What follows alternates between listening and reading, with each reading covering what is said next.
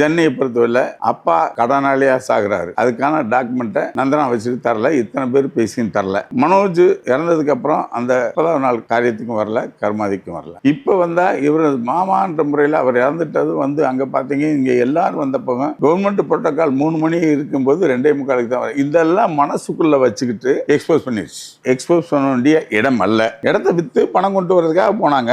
அன்னைக்கு நடந்த உடனே எல்லாரும் விட்டுட்டு போயிட்டாங்க.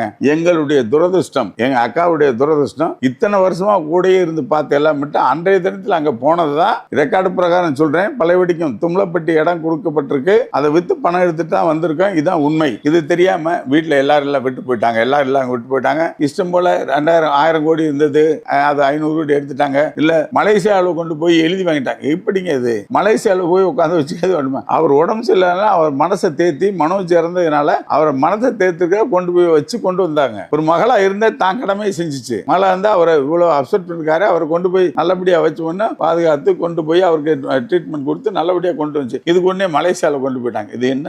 கொஞ்சம் ஊடகவியலாளர் உங்களை கெஞ்சி கேட்டுக்கிறேன். அடுத்த குடும்ப விஷயங்கள்ல என்ன கேட்டு போடுங்க. மிகப்பெரிய ஜாம்பவான் பாரதிராஜாவுடைய குடும்பத்தை அசிங்கப்படுத்தாதீங்க.